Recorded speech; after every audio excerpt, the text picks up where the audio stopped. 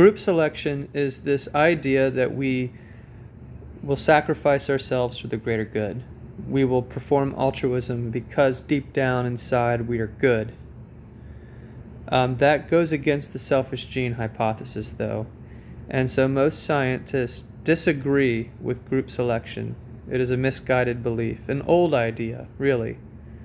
And so this clip right here from 1998's movie Armageddon with Bruce Willis and Scott Adkins, I believe, is the other actor. It really shows this dilemma, this debate between group selection and the selfish gene acting. And so try to watch this clip, and I'll try to dissect it with you, and we'll see what's really going on. So here's the two actors right here. We've got Bruce Willis on the left, and we have Scott Adkins on the right. So this guy is the husband of this man's daughter. And so what's happening here is they're going in this little capsule. There's an asteroid, and it was about to hit the Earth, and so NASA sent up these guys and their team to put an explosive on the asteroid to change its trajectory. And they thought they could save Earth that way. But everything goes wrong. Nothing goes the way it should. And in the end, they have to detonate this by hand. And so these two men are going to their death, knowingly going to their death, to blow up the asteroid by hand for the greater good or whatever. So let's watch that.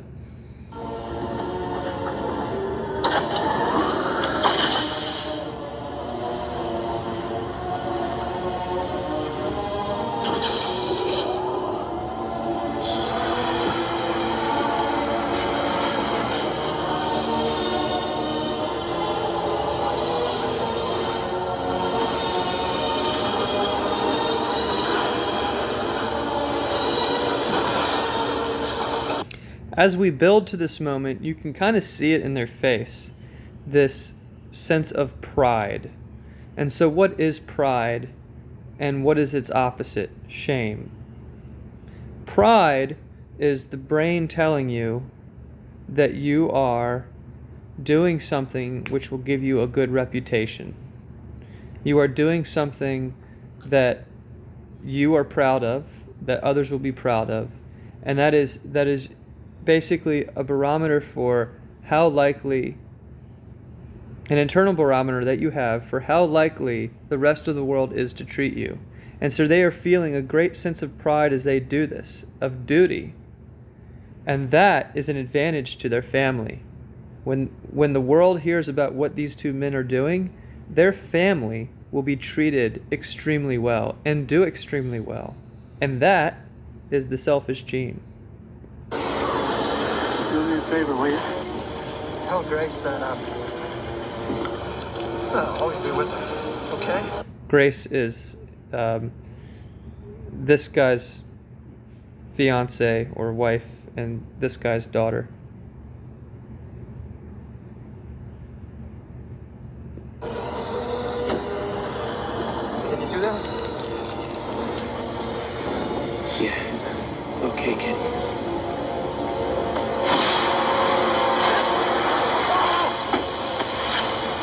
Mr. Truman. Make sure Truman gets that. Get in here.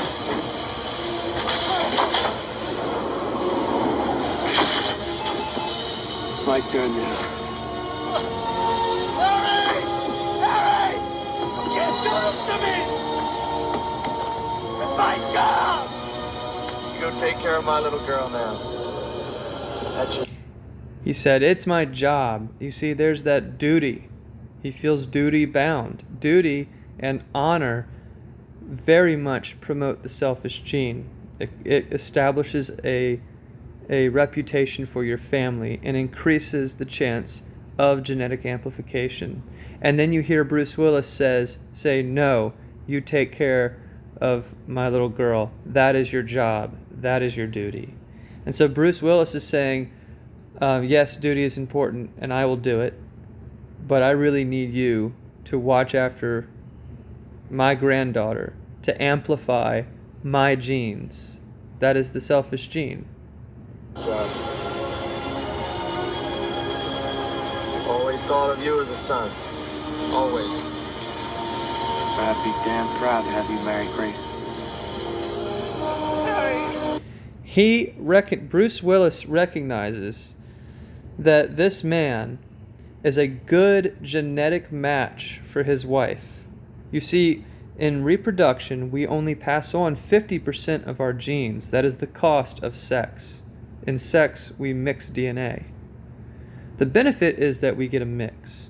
If we are to sacrifice 50% of our genetic amplification for sexual reproduction, the benefit should outweigh that cost. In this particular instance, Bruce Willis recognizes that the benefit of this man's superior genes outweighs that loss. And so he is extremely driven to protect this man because he recognizes his genetic quality and how well he can help his offspring. You take care of yourself.